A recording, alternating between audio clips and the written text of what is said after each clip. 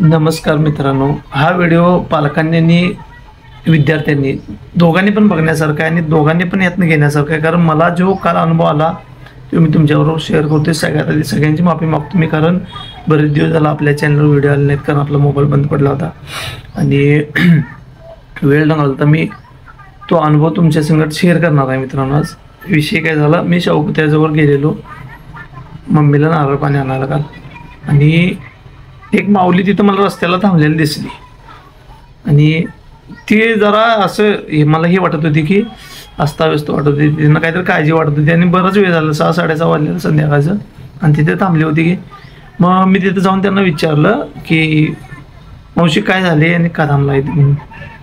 तर ती म्हटली मला मुलगा माझा मला न्यायला लागला आहे आणि बराच वेळ झाला मी थांबले आणि तो आला नाही. अक्षरशः त्या डोळ्यात पाणी भरून आलेलं.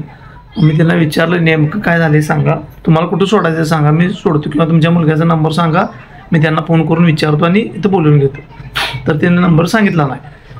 आणि महत्त्वाची गोष्ट काय होती, थोड्या वेळानंतर तिथं साईडला आजूबाजूची गाड आहेत, त्यांना मी विचारपूस केल्यानंतर कळालं की तिथं त्यांच्या मुलगा त्यांच्याबरोबर भांडून तिथे त्यांना सोडून गेलेला. आणि त्यांना असं पण म्हटलेलं की तू घराकडे काय येऊ नको, तुझी काय आम्हाला गरज नाही.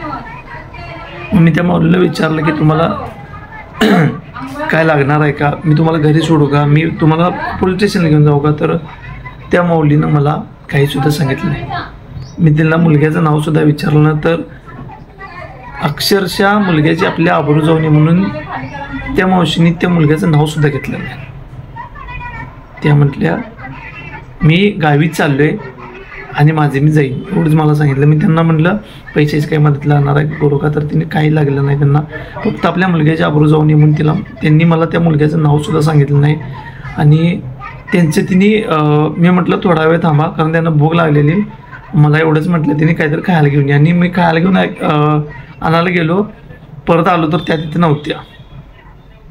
तर मला भावाने एवढीच गोष्ट सांगायची तुम्हाला, ज्या आईवडिलांनी लहानाचं मोठं तुम्हाला रक्ताचं पाणी करून केलं, त्यांच्याबरोबर जर तुम्ही असं वागत असला तर लक्षात घ्या भावानो, जे कोण मुलं तरुण वयातली माझा आज व्हिडिओ बघतात त्यांना मला एक सांगणं आहे, जर तुमचं आईवडील तुमच्यापाशी आहेत तरच तुम्ही श्रीमंत आहेत, नाहीतर तुम्हाला कुत्र्याची सुद्धा किंमत नाही.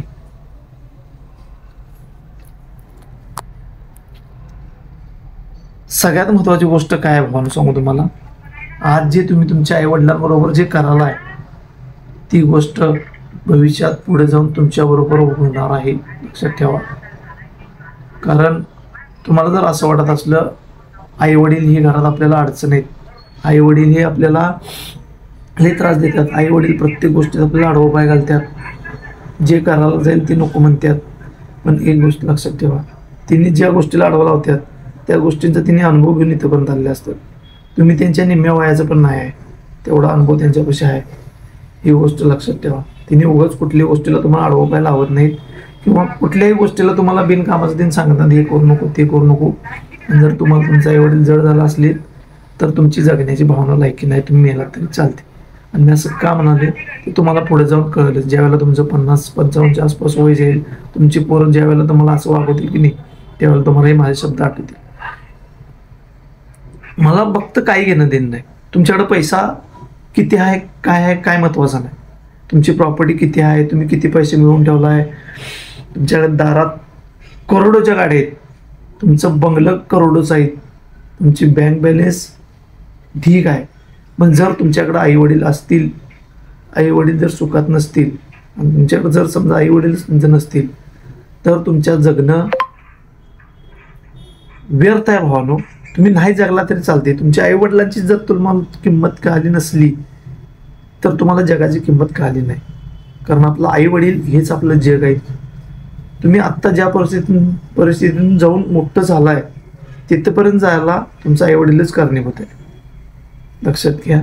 लहानपणीच जर तुम्हाला तिने जन्मालाच घातलं नसतं, किंवा जन्माला आल्यावर तिने त्यांच्या मनात येईल तसं केलं असतं, त्यांची पण परिस्थिती गरिबीतून तिने तुम्हाला काहीतरी करून काटकसर करून काम करून दुसऱ्या हाताखाली राबून करून तुम्हाला सुखाचा घास खायला घातला, लहानपणापासून शाळा शिकवस तो लाखो रुपयाचे कर्ज काढून तुम्हाला शाळा शिकवली, तुम्हाला डॉक्टर बनवलं, इंजिनियर बनवलं, तुम्हाला करोडोच्या नोकऱ्या लावून दिल्या आणि ज्यांनी तुम्हाला इथंपर्यंत आणलं त्यांचीच तुम्हाला जर किंमत नसली तर काय उपयोग नाही. लक्षात घ्या. मला कसं सांगणार, आई वडील आपल्यापाशी जर असलं तरच तुमची खरी ती श्रीमंती आहे. मी बऱ्याच व्हिडिओमध्ये सांगितले, प्रत्येक व्हिडिओमध्ये सांगत असते, मला जो अनुभव आला, तो मुलगा जर हा व्हिडिओ बघत असला तर आपले व्हिडिओ करण्याचं सार्थक झालं. आणि भावा मी तुला एक सांगतो, ती तुझी आई ज्या दिवशी तुला सोडून कायमची निघून जाईल त्या दिवशी तुला हिची खरी किंमत कळेल. पण तू त्या आईसाठी रडण्याच्या लायकीचा पण नाहीस बाबा, ही गोष्ट मी तुला आज सांगतो. आणि जर कुणाला असं वाटत असेल आई वडील खरंच घरात अडचण आहे, मित्रांनो तुमची जगण्याची लायकी नाही, खरोखर नाही. तुम्ही नसला तरी चालते, कारण आई वडिलांची किंमत ज्याला कळाली नाही त्याला कशाचीच किंमत कळाली नाही. आणि तुमची खरंच लायकी नाही भावानो ह्या जगात राहायची, ही गोष्ट खरी आहे. मला त्या गोष्टीचं वाईट वाटलं म्हणून मी सांगण्यासाठी व्हिडिओ बनवला मित्रांनो. बाकी आपलं आईवडील हेच आपलं खरं दैवत आहेत. एक वेळ देवळाची पायरी नाही चढला तरी चालते, पण आईवडिलांच्या पाया पडून जो आशीर्वाद घेतो की नाही त्याला आयुष्यात कुठल्याच गोष्टीची कमी पडत नाही, लक्षात ठेवा भावाने. आणि ही गोष्ट खरी आहे. एक वेळ देवाचा आशीर्वाद मिळणार नाही, पण आईच्या पाया पडलेला आणि बापाचा आशीर्वाद घेतलेला कधीच वाया जात नाही भावाने, ही गोष्ट कायम लक्षात ठेवा.